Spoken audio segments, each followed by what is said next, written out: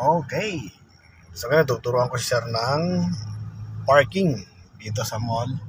So pick up ito. So ano nga to sir? Isuzu D-Max. Slow down ka dyan. Hindi tayo. Yan.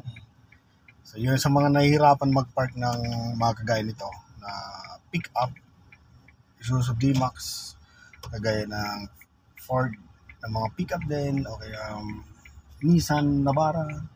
So para-paras yan ito. Paras yung ano niya. Paras yung pattern. Slow down ka sir. May sakyan. Okay. So papasok tayo dyan sir. Tapos pupunta ka din sa bandang kanan. Ano po? Ano tayo ng parking doon. So unahin natin syempre yung parking na reverse. Ayun. So dito kami, papasok kami dito. So ginamit namin itong sakyan ni sir na pick up at gusto niya magamay itong sabi niya, stop ka na muna sir. Yun, dito ka na mag-park ngayon, no? Eh, sa reversing yan, so maraming option kang pwedeng gawin sa pag-reverse actually, no? Basta tandaan mo lang lagi yung dalawang kanto na yan, dalawang guhit. Dapat alam mo kung saan yung pang side mirror na kaliwa. Kagaya nito, alis siya dito, di ba? So yung part dito, yan yung pang side mirror mo sa kaliwa dapat.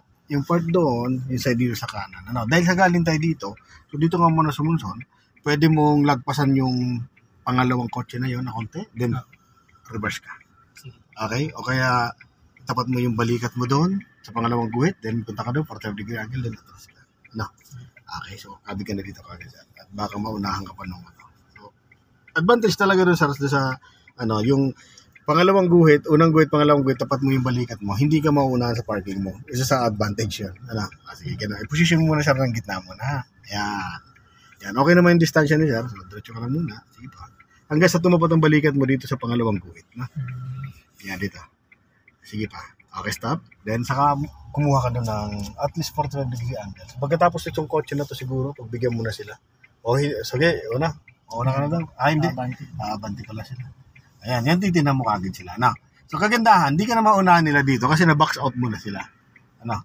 Okay, then pagpunta mo dyan, sir, siyempre, titingin ka dito sa mirror na to sa kanan. Kailangan makita mo yung tinapatan mo ng balikat mo. Kasi siya yung reference mo.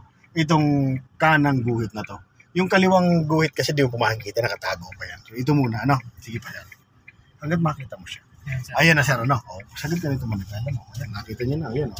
Yung guhit na yan, saka yung ano. Then, atras ka na, sir. Siyempre, dito ka muna po-focus hanggat di nalabas yung ano dyan. Ito. Ano? Sige, diretso lang. Kailangan lang yung gulong mo nakapasok doon sa guhit na.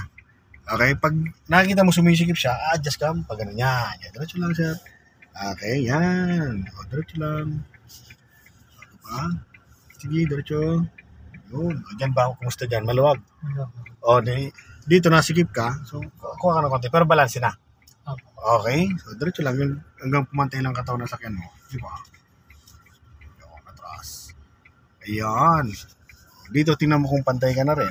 Yung, ayan o. Gitna mo na. Ayan o. Sige. Atras ka na.